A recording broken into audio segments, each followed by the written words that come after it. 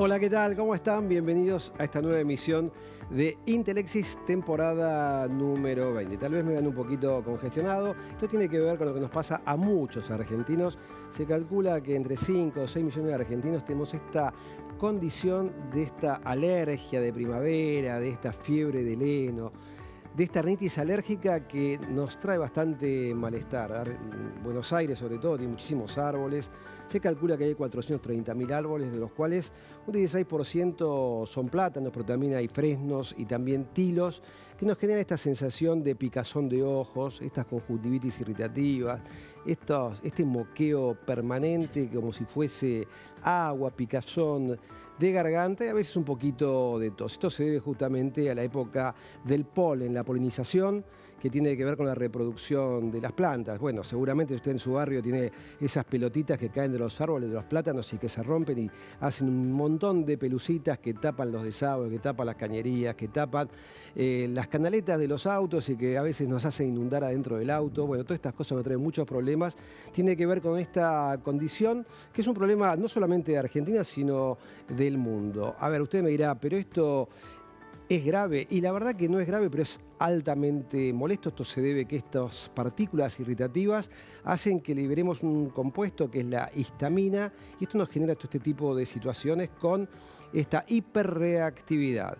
Claro que hay tratamientos para esto, el diagnóstico a veces es clínico y a veces hay que ir al alergólogo para hacerse las pruebas cutáneas, estos test cutáneos donde nos colocan unas 20 o 30 gotitas de algún producto que puede ser ácaro, o sea, polvo de ácaros, puede ser también, por ejemplo, maní, puede ser chocolate, puede ser picadura de abeja, etcétera, etcétera, y con un pequeño pinchacito podemos saber en 15, 20 minutos si la persona tiene una hiperreactividad, tiene alergia a ese tipo de componentes y tratarlo en consecuencia. Se puede hacer inmunoterapia a través de vacunas, inyectables por vía subcutánea o también de manera oral. Son tratamientos largos que muchas veces la gente los abandona porque además no siempre son digamos, efectivos. Un 60% de las personas responden a esos tratamientos teniendo menos episodios. No significa que se cure. Esta condición permanece de por vida. Habitualmente, cuando hay buena respuesta, por 3 años, la persona, digamos, entre comillas, anda bien, teniendo menos episodios, pero a veces requiere otra vez volver a realizar este tipo de vacunas, que son tratamientos largos y a veces un poco molestos porque hay que pincharse o hay que tomar, digamos, bastante medicación por bastante tiempo. Hay unas personas pueden consumir algún tipo de antihistamínicos de última generación, lo cual no nos provoca ese famoso sueño de antihistamínicos, y también hay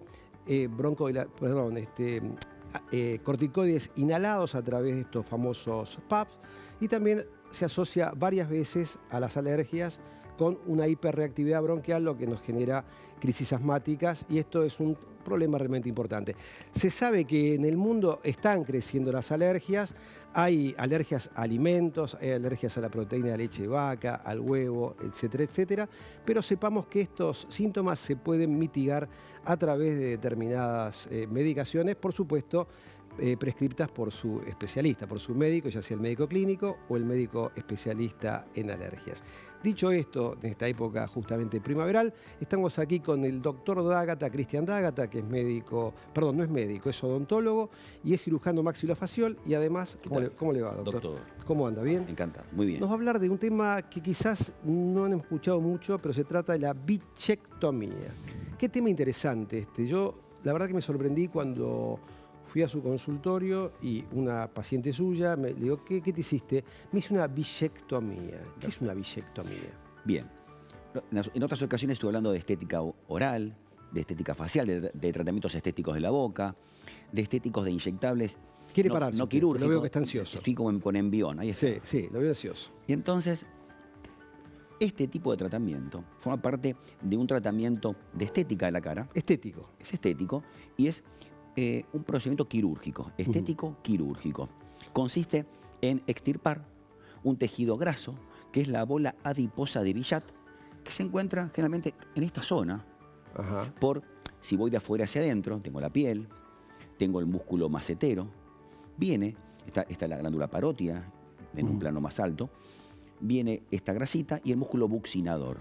Bien, pero ¿para qué sirve esta bolsa de Billat?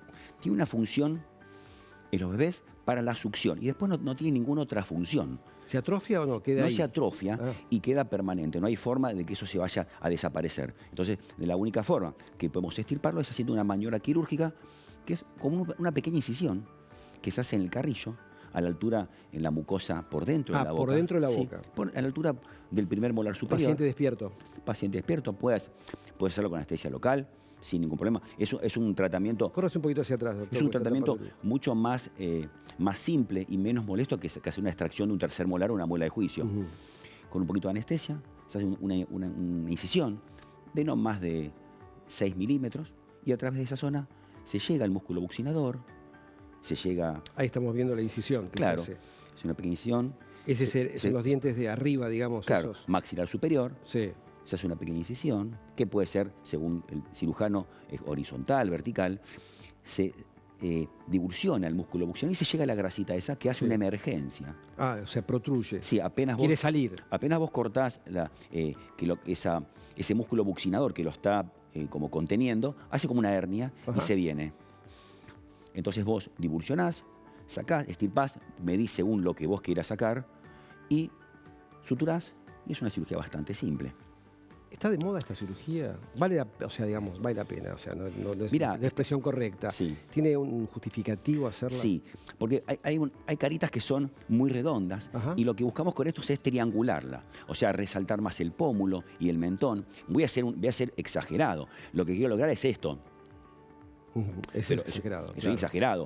O sea, se chupa la cara, quiero lograr eso resaltando los pómulos, la basal mandibular. Lo vamos a hacer con pacientes, obviamente, que tienen un exceso de ese volumen en el tercio medio o inferior. Obviamente, con buen tono muscular y la piel firme. No podemos hacer esto en pacientes con piel flácida porque estéticamente no quedaría bien eso. Yo pensé que era un poquito más arriba. ¿Es acá la...? Sí, es en esta zona específicamente, sí. Imaginé que era por acá. No, pero es por acá. Viene esta zona inferior. Después te voy a mostrar un video. ¿Tenemos un video? Sí, al final vamos a ver un video. Eso quería saber. De la parte es interesante. A ver, Sí. Este es el lado A. Bien. Yo siempre me gusta ver el lado B. Sí. ¿Cuál es el problema que puede tener esta cirugía? ¿Qué complicaciones? Las clásicas, me imagino, de cualquier cirugía. Sangrado e infecciones. Sí. ¿Qué otro problema puede tener? ¿Puede haber lesión de un nerviosa? No, porque en el plano que estoy, o sea, sería una maniobra totalmente Sí, obviamente dice hecha por errónea. una persona, claro. Si vos vas con el plano correcto, no tenés forma de lesionar ningún tipo de nervio facial o ninguna estructura anatómica compleja. Porque estás en un plano que estás por debajo de la desembocadura del conducto externo de la glándula parótida. O sea, no tenés forma de dañar. Y es un procedimiento bastante simple, en manos expertas, que te lleva más o menos unos 15 a 20 minutos, no más que ese tiempo. Digamos, la extracción de la grasa, Sí. ¿requiere mayor aplicación de anestesia o simplemente en la zona de incisión? No, directamente la misma anestesia troncular, que es para la extracción de un tercer molar, y completar con una anestesia parcial infiltrativa en la zona es más que suficiente. ¿Se cierra con puntos? Con puntos. No se pone ningún drenaje porque la grasita no está muy vascularizada esa zona. Entonces das unos puntos en el músculo buccinador, en la mucosa del carrillo. Bien. Y se terminó. Esta es la planificación. O sea, claro, porque, a ver, ¿cómo sabemos si el paciente... Generalmente esto es algo que lo vas a ver clínicamente. Vos tenés que tocar al paciente, tocas la zona, vas a notar la consistencia del panículo adiposo. Hay otros estudios que pueden ser imágenes, puede ser una resonancia magnética para ver las estructuras anatómicas, para estar seguro de que es grasita y no es una hipertrofia del músculo macetero, u otras estructuras anatómicas como la parótida. Una ecografía también para ver el tejido graso y los demás tejidos blandos. Este es interesante, ¿no? Discusión de las expectativas reales y las alternativas estéticas. Porque esto no es una cirugía para adelgazar la cara. O sea, no es que voy a adelgazar la cara, voy a solamente trabajar en ese lugar, en ese tercio medio inferior de la cara, para resaltar el pómulo y como proyectar mejor la basal mandibular y el ángulo. Perfecto. Bien. O sea, es No, porque el paciente dice, uy, pero me va a quedar la cara. No va a quedar así. Es sutil. Es sutil, por más que el tejido adiposo que se extrae es bastante notorio. Ahora vas a ver que te voy a mostrar. Bueno, ¿tenemos un video de esto? A ver si, creo que hay algo más, a ver. Simulación de los resultados. Esto se puede hacer.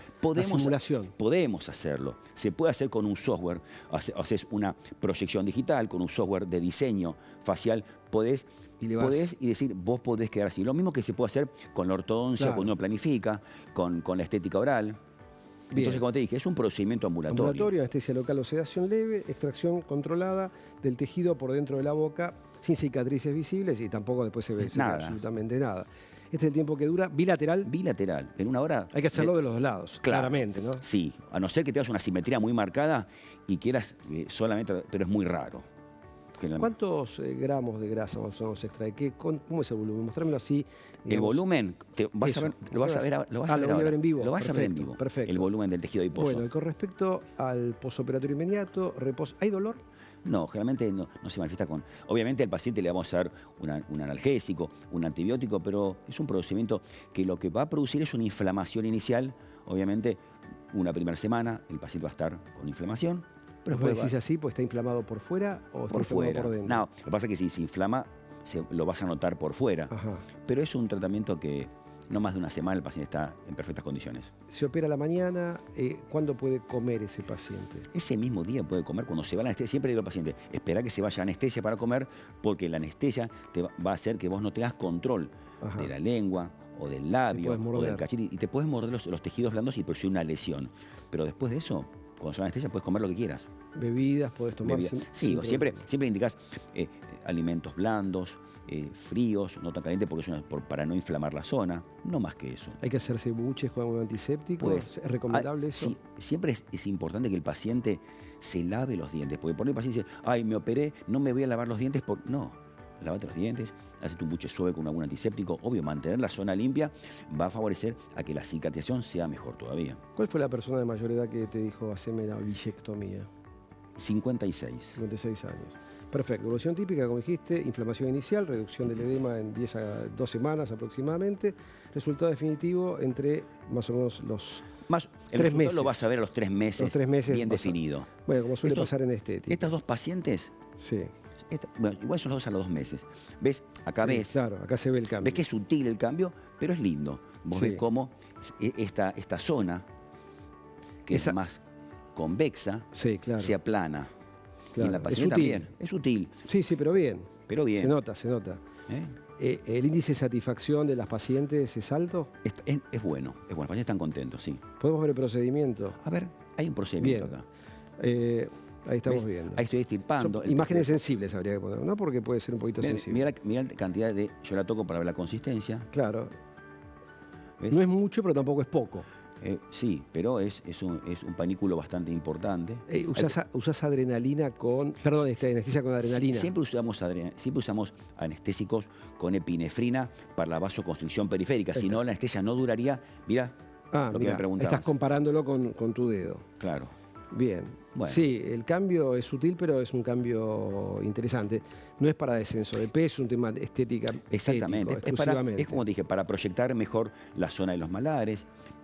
Por lo que veo, el sangrado es poco. No, pues es una zona que no tiene mucho sangrado. O sea, hay buen plano para extraer la grasa. El músculo bucino es muy delgadito, apenas lo incidís, ya enseguida llegás al plano del tejido adiposo, se secciona con un electrobisturí, o sea que y listo. Bueno, ¿quién está habilitado para hacer esta cirugía? Un cirujano maxilofacial. Maxilofacial. Sí, un cirujano de cabeza y cuello, un cirujano maxilofacial. Obviamente alguien que tiene un manejo y una especialidad en cirugía oral. Bien. ¿Hombres o mujeres son los que más demandan esta cirugía? Mira, más o menos parecido. 50 y 50 te diría. ¿Y quién tiene más grasa, la mujer o el hombre? No hay algo específico, porque me pasó de operar un hombre y tenía un panículo adiposo muy grande y mujeres que tenían una mucho y otra poco. No hay algo tan estricto en eso. Bien, en los chicos no se hace esto. No, estamos de adultos. Ahora, estas bolsas de Bichat también los tienen los chicos. Claro. O sea, están desarrolladas de los bebés. Y, sí, claro, porque tiene una función en la succión, ese tejido adiposo, para comprimir y poder succionar mejor. Bien, sumamente interesante. Esto me imagino que no tiene ninguna cobertura a través de la Seguridad Social y tampoco Creo que Medicina no. Prepaga, ¿no? Creo que Me no. imagino que esto con fin estético tiene que Sí. ser abonado por los pacientes. Exactamente. Pues muy interesante. Gracias, doctor. Gracias por el video. Es muy amable. Tome asiento, por Bueno. favor. Bueno, un placer enorme tenerte acá. La doctora Juliana Mosiulski es médica endocrinóloga. Soy directora de un centro médico. ¿Cómo se llama el centro médico? CODIN, Consultorio de Obesidad, Diabetes y Nutrición. Bien, hace tiempo que nos conocemos. Sé que te dedicas a este tema muy en profundidad. Sos unas personas referentes nacionales y también, te diría, a nivel internacional acerca de lo que es la obesidad y su tratamiento. Siempre pregunto lo mismo, ¿no? Vos sos una persona joven, pero que te dedicas a esto hace mucho tiempo.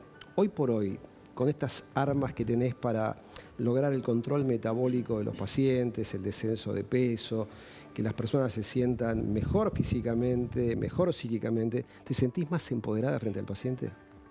Bueno, es una gran herramienta y como vos decís, yo empecé a trabajar en obesidad realmente hace 20 años, cuando no teníamos nada, pero además no comprendíamos lo que pasaba en la obesidad.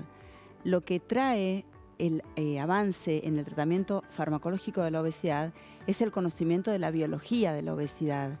Y a partir de entender cómo es esta biología, qué le pasa a la grasa, tejido adiposo en medicina, cómo produce sustancias que pueden autoperpetuar el peso en una persona, empiezan a aparecer tratamientos que nos permiten mejorar lo metabólico y también ayudar a las personas, mientras usan el tratamiento, a que puedan lograr esos cambios de hábitos que tanto se habla, que todo el mundo conoce, escucha, pero por algún motivo no lo puede hacer. Facilita el tratamiento, facilita la adherencia al tratamiento y realmente es una oportunidad porque, y te doy un ejemplo, es como que si nosotros quisiéramos tratar la hipertensión arterial sin medicación, y Claro. viene alguien con hipertensión arterial y le decimos, estás hipertenso, bueno, anda a tu casa y haz lo que puedas, Claro, trata de cuidarte, Paga la bueno, luz, se baja el estrés. tal cual. Claro. Hoy tenemos una herramienta farmacológica, pero tiene que estar bien evaluada en cada persona, indicada bien, con mucha información y siempre el tratamiento tiene que estar compartido y consensuado con cada paciente. Bien, tiremos un poco de números. 8.000 millones de habitantes en el mundo. ¿Qué porcentaje de ese universo tiene sobrepeso u obesidad? Mira, te puedo decir que de las encuestas de factores de riesgo, o en otros países tienen otros nombres, hoy estamos hablando, no están actualizadas. Sí. La de Argentina, pensé que se hizo en el año 2018, prepandemia. Muchísimo. Cambió el tiempo. mundo, Muchísimo. cambió La alimentación. actitud, la alimentación, la actividad física, la actividad laboral. En ese momento estábamos hablando que más del 40% de personas tienen entre sobrepeso y obesidad. ¿Cuánto? 40% aproximadamente, Un 36%. Hoy sabemos que mucho más. Y eso nos pone también en alarma porque lo más preocupante es el aumento de la obesidad en niños y adolescentes. Si vos me dijeras hoy cuál es el tema que nos preocupa muchísimo, es la obesidad infantil. Porque la obesidad infantil quema etapas. Quema etapas en la diabetes. Aparece la diabetes tipo 2, que antes era del adulto y ya no es del adulto. En edades tempranas que además se complica más rápido con enfermedades del corazón, del riñón y demás. Y además altera muchísimo la calidad de vida, Claro. porque las personas que tienen obesidad sufren muchas veces el vivir con obesidad en un ambiente donde todavía hay mucho estigma, los chicos sufren bullying. Entonces, estamos hablando de una enfermedad compleja, multifactorial, neurohormonal, recidivante y que tiene mucho impacto y sufre estigma social. Mira, te quería hacer una pregunta. ¿Niño diabético va a ser un adulto diabético? Un niño con diabetes tipo 2, sí, porque la diabetes tipo 2 no es una enfermedad crónica, no se cura, se controla.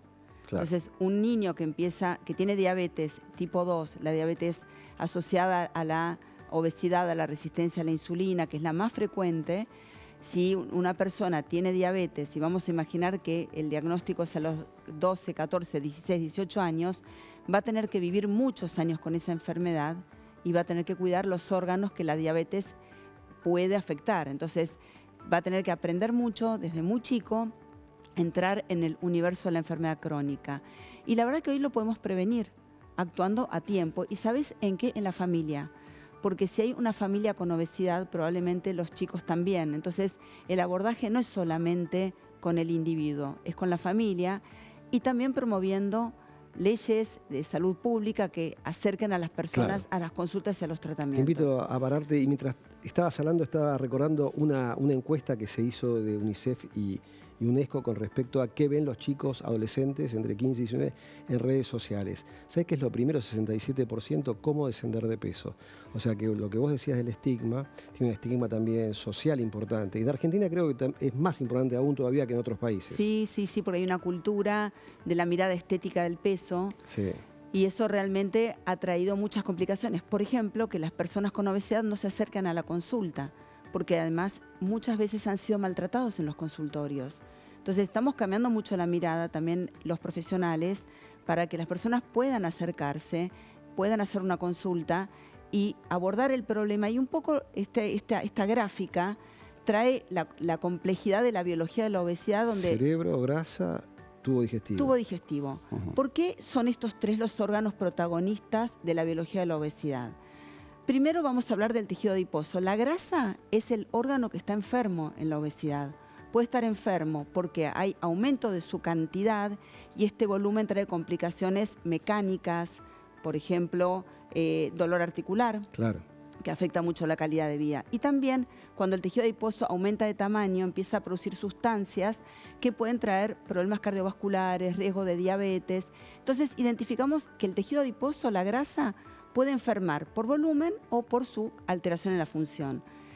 Y a su vez interactuar con el cerebro donde se regula el apetito. La relación con la comida se inicia en el cerebro y el cerebro tiene distintas regiones de donde recibe señales de adentro del cuerpo y también del medio ambiente. Y de adentro del cuerpo recibe hormonas del aparato digestivo. Increíblemente, el intestino, que cuando yo estudié el intestino era un tubo, órgano... Un tubo. Un tubo Que y decimos, bueno, el chupaba intestino y que puede... largaba, Tal cual. sí. Hoy sabemos que el intestino produce hormonas que cuando comemos le avisan al cerebro, llegó la comida. Son las hormonas del stop en el acto de comer. Claro, qué interesante esto. Muy interesante. ¿Es una enfermedad inflamatoria la obesidad? Sí, y es la inflamación distinta a lo que entendemos muchas veces como la inflamación de un codo que se golpe. pone rojo, claro. Ujú. La inflamación se refiere a que el tejido adiposo, la grasa, produce sustancias que se llaman inflamatorias porque perpetúan alteraciones metabólicas y también hasta inmunológicas. Por eso las personas con obesidad inclusive tienen más riesgo de infecciones. Lo vimos en el COVID, Claro, que era... absolutamente. Exacto. Estamos viendo estas imágenes. ¿De qué se trata? Mirá, Esto es sí. muy interesante porque este es un trabajo que lo que hizo fue evaluar la distribución de la grasa corporal en el cuerpo de miles de personas. Lo hicieron con imágenes como vemos acá y determinaron que hay como 3 distribuciones corporales diferentes en relación a la grasa. La abdominal central, que es la que conocemos como mayor riesgo para la diabetes y la enfermedad cardiovascular, es cuando la grasa se aloja toda dentro del cuerpo, en la parte central, porque no tiene capacidad de alojarse, por ejemplo, en piernas o glúteos. Y eso es una cuestión genética. Claro. Heredamos la forma del cuerpo de nuestra familia. ¿Tiene que ver esto con esos hombres que uno los ve de atrás y están fenómenos, se dan vuelta y tienen una panza así grandota? Exactamente. Y esta distribución es la más peligrosa para la salud metabólica. Ujú. Pero después tenemos la distribución corporal, abdominal pero superficial. Es el rollito. Molesta, uno lo ve, le molesta con la ropa, pero desde el punto de vista de la salud metabólica es neutro. No trae problemas metabólicos y de hecho las personas que tienen esta distribución, el laboratorio es normal. Tienen la glucemia normal, el colesterol normal. Y la tercera distribución es la femoroglútea, que es la piernas. más típica de la distribución femenina, que también es neutra e inclusive hasta protege de la enfermedad cardiovascular o de la diabetes porque le aporta al cuerpo un lugar donde guardar la grasa y no es grasa metabólica. Pero esa distribución trae las complicaciones articulares, venosas, lipedema, otras complicaciones de sobrecarga, como por ejemplo, después vamos a ver con la doctora invitada que ahora viene, Sí. la incontinencia urinaria, o sea, el volumen también enferma. Pues fíjate, a la gente debe preocupar más esta y la más peligrosa es esta. Exactamente. Esta es la más peligrosa metabólicamente. Ahora, tener ese tipo de distribución corporal de la grasa con un laboratorio normal no nos aleja de la posibilidad de tener complicaciones en la salud, que son las que más afectan la calidad de vida, paradójicamente, porque son las que en el día a día la persona lo sufre. Bien, ¿tiene que ver con la ingesta calórica, la ingesta de alimentos, o tiene que ver con la calidad de la ingesta? Bueno, siempre para que haya una cantidad excesiva de grasa, hay una genética que predispone y también un balance energético que predispone, es decir, que entra más energía de la que sale. Entonces tenemos que trabajar con el balance energético también en los tratamientos para lograr que esa grasa vaya disminuyendo. Y esto es lo que les contaba de las señales hormonales. Es muy interesante cómo la grasa, el tejido adiposo, tiene una hormona que se llama leptina que le tiene que avisar al cerebro a que hay suficiente energía. Pará. Sin embargo, esa señal está debilitada en las personas con obesidad. Y también hay hormonas que producen hambre. El estómago produce grelina, una hormona muy potente. Y por eso cuando hacemos los tratamientos, tratamos de que las personas no vivan en restricción, porque el hambre trae una conducta de búsqueda de comida. Y el páncreas produce insulina y el intestino es el gran protagonista, porque a partir del descubrimiento de estas hormonas se desarrollaron los tratamientos para la obesidad, los tratamientos farmacológicos. Bien, ¿qué tenemos de novedoso en esto, ¿no?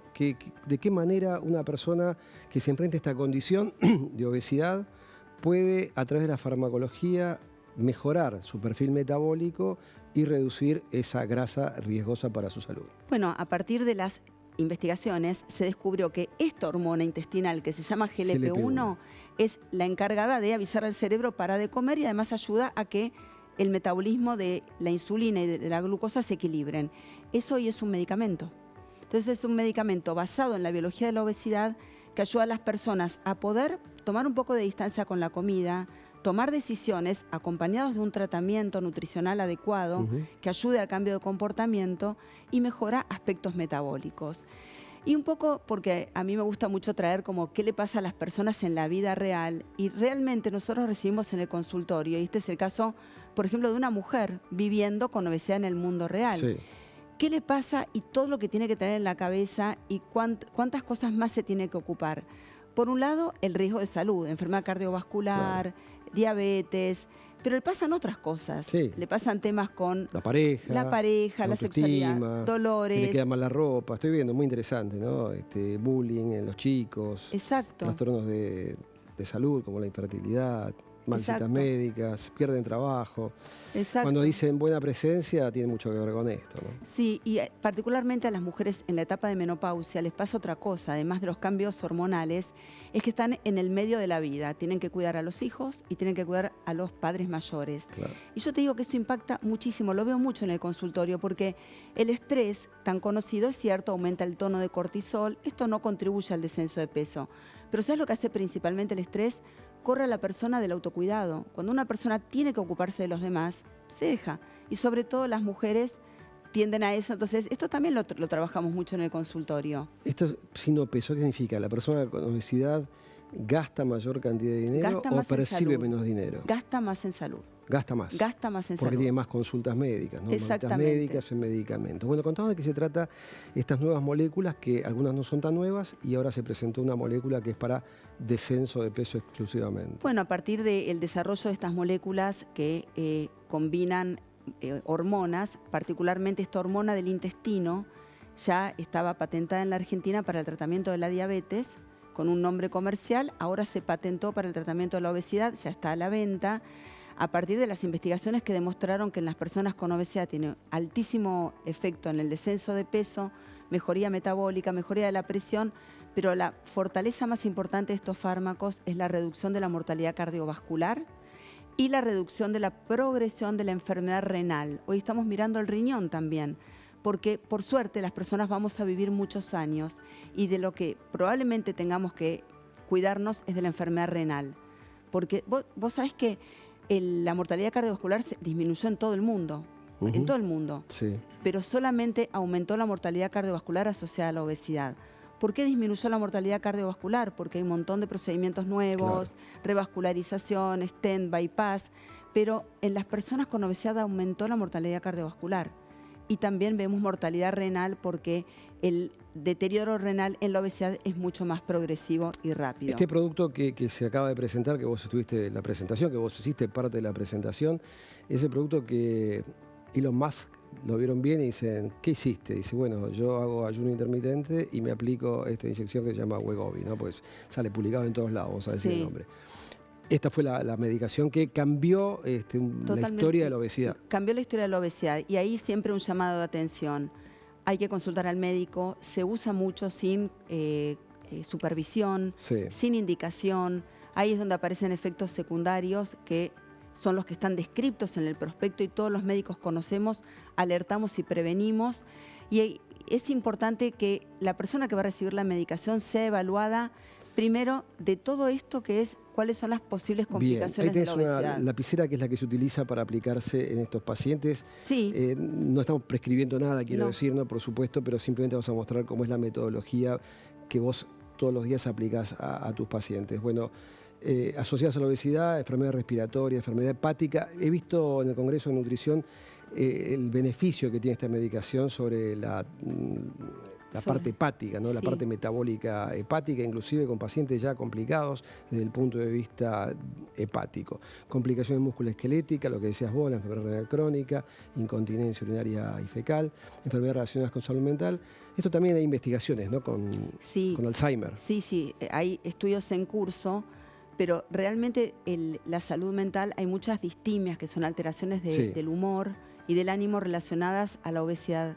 Y que realmente cuando la persona cambia y puede empezar a ver que puede con una enfermedad biológica, mejora mucho también el estado de ánimo. Bien, la relación también con diabetes tipo 2 y, por supuesto, un tema Cáncer. importante que lo vemos todos los días, Todo el tiempo. relación con el cáncer. Esta medicación esta droga es semaglutida, que ya Semaglutida, existía, aprobada en la Argentina, y ahora la aprueban con una dosis mayor exactamente, para tratamiento de la obesidad. obesidad. Un paciente que tiene diabetes tipo 2 puede utilizar esta medicación también para diabetes, le sirve y para obesidad. Totalmente. Lo que produce es mayor descenso de pesos que una dosis subóptima. Sí, la dosis, el descenso de peso en un grupo de pacientes depende de la dosis. A más dosis, Claro. más probabilidad de descenso de peso porque tiene mayor efecto tal vez en el área de la regulación del apetito. Pero igual la fortaleza de la dosis más alta fue el resultado en la reducción de mortalidad cardiovascular en personas con obesidad sin diabetes.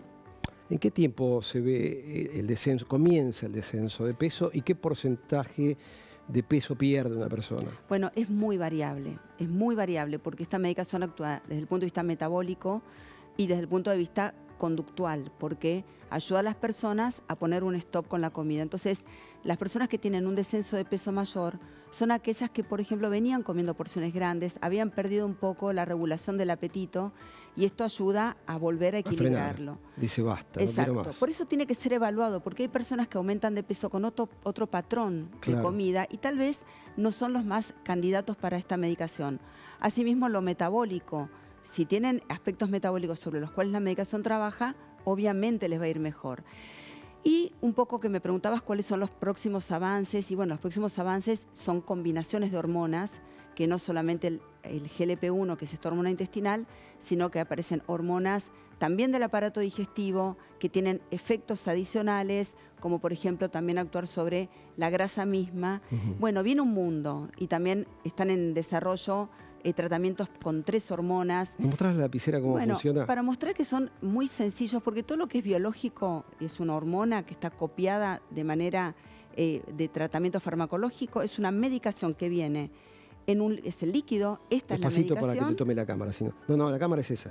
Perfecto, Allá. allá. Sí, allá. Este es el líquido, Sí. es muy fácil la aplicación, se coloca una agujita que se aplica una vez por semana, se coloca la dosis indicada y esto se aplica en el abdomen directamente sobre la piel, es una autoaplicación, no Sí. tienen que ir a ningún lado para aplicarse. Una vez que se aplican, se sostiene unos 5 segundos, se retira, se saca la aguja y esto se guarda hasta la semana siguiente. La heladera. En la heladera o a temperatura ambiente si es una temperatura fresca. Bueno, No es decinos una vacuna. ¿Qué efectos puede traer a la persona? El lado B, digamos. Los efectos, primero que hay contraindicaciones que son las que valoramos los médicos en la consulta, por la cual no le daríamos la medicación. Embarazo, triglicéridos muy altos, alcoholismo. Si la persona tuvo pancreatitis de causa idiopática, no supo la causa, no lo damos. Y hay un cáncer genético que se vio en roedores en los estudios, que no se vio nunca en los ensayos clínicos con seres humanos, pero ese cáncer genético que es de tiroides, carcinoma medular, tampoco lo damos porque además es un cáncer rarísimo. Los efectos secundarios es lo que podemos esperar del medicamento y por eso trabajamos antes con los pacientes para prevenirlos. Como este medicamento puede producir enlentecimiento de la digestión al inicio del tratamiento, esto puede dar sensación de estómago lleno, eructos, constipación, todo eso lo trabajamos con prevención de qué tipo de comida al inicio hay que evitar. Entonces, esto requiere un trabajo también nutricional hasta que la medicación va haciendo su efecto. ¿Tenés idea qué cantidad de personas han recibido este tipo de drogas, análogos GLP-1? No, sé que... Pero es un número importante, porque en un momento en el mundo estaba en falta este producto. Tenemos unas imágenes de qué pasa con el riñón. Bueno, para que la gente entienda, ¿no? Voy a ser un poco grosero con esto. Si usted ha comido un riñoncito, esta es la carne del riñón, esta es la vía excretora. Y esto es grasa que rodea al riñón, la grasa perirrenal. Esto, claramente, esto es un paciente con muchísima grasa perirrenal. Exactamente, este es el caso de la primera distribución de la grasa que les contaba. Que se mete adentro del riñón. Se va todo al abdomen y se mete entre los órganos. Y esto trae complicaciones por compresión, por volumen. Y también esta grasa produce sustancias metabólicas inflamatorias. Entonces, esto es una pieza que me facilitó una colega y realmente nosotros acá tomamos dimensión de lo que puede hacer la grasa intraabdominal. Y esto está en todo el abdomen y alrededor del corazón. Esto podría ser tranquilamente el corazón. Imaginemos que una persona tiene obesidad en edad temprana. Un chico de 12, 10, 15 años. ¿A partir de qué edad un médico puede prescribir esta medicación? Bueno, están aprobadas a partir de los 12 años. Y la verdad que hoy con el aumento de la obesidad adolescente, vemos que ayuda muchísimo a que estos chicos puedan adherirse a este cambio que los va a transformar para toda la vida. Y quizá un mensaje que se puede dar es, primero consultar. Esto no es mágico, esto tiene que ir acompañado de un tratamiento con profesionales idóneos para además también realmente que esto sirva y que dé el resultado que se espera. No es una vacuna que uno se aplica y cambia para toda la vida, es una medicación crónica. De por vida. De por vida o variable. Hay pacientes que... ¿Dejan y tienen que volver o no? Depende de cada paciente, eso uno lo va evaluando en el consultorio. Y lo que es importante es no utilizarlo sin indicación, porque ahí aparecen las complicaciones y también se pierde el verdadero beneficio de la medicación. Entonces es un poco un llamado a la responsabilidad también, que como está tan difundido en redes sociales, es el uso fuera de control médico y realmente eso no es bueno. ¿Se suspende por un rebote rápido de la reganancia de peso? El rebote es una condición biológica. El cuerpo humano está preparado para volver a ganar peso. Entonces, nosotros tenemos que aprovechar, mientras se usa la medicación, a modificar verdaderamente esos hábitos, cambiar un poco la biología, porque cuando baja el volumen de grasa corporal, también baja el órgano afectado, y hacer un seguimiento. Puede ser con medicación, con tratamiento nutricional, pero siempre un seguimiento justamente para prevenir la reganancia. Interesantísimo, habría 1000 preguntas más para hacerte, pero se nos fue el tiempo. Gracias, te invitamos a sentarte. Vamos a volver después de esta pequeña tanda con la doctora Montaluli. Vamos a hablar acerca de incontinencia de orina en la mujer. Pequeña tanda, enseguida volvemos, no se vaya.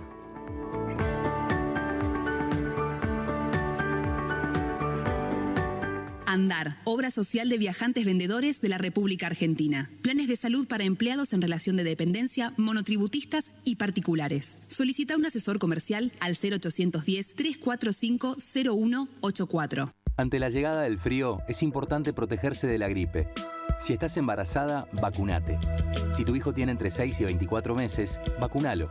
Si tenés 65 años o más, vacunate. Saca turno en buenosaires.gov.ar/gripe. Buenos Aires Ciudad.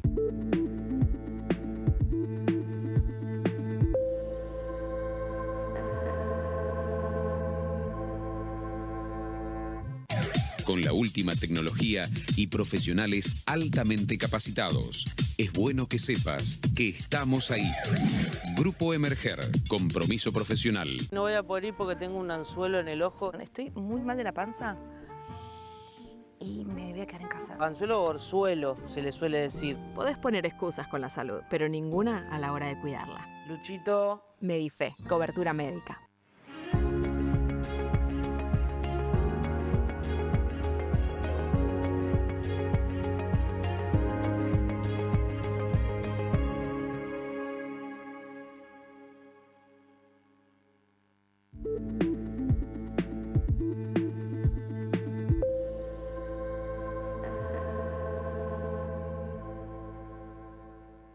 En Ciensa desarrollamos soluciones estratégicas que anticipan el rumbo de nuestro sector. Los tratamientos en terapias especiales cambian, los pacientes también.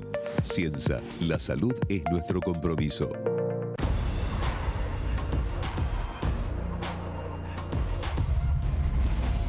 Hay un sistema integral de seguridad cuidándote en la ciudad. Ante cualquier emergencia, denuncia al 911. Buenos Aires Ciudad, vamos por más. Diagnóstico por imágenes, con tecnología de última generación. Laboratorio de análisis clínicos. Contamos con una planta de 900 metros cuadrados. Biología molecular, panel viral multirrespiratorio y COVID-19. Centro Rossi, cuidándote siempre. Somos Vacunar. Hace 30 años que cuidamos la salud de las personas a través de la aplicación de vacunas. Acércate a nuestro centro sin turno previo o solicita el servicio gratuito Vacunar en Casa. Conoce más en www.vacunar.com.ar.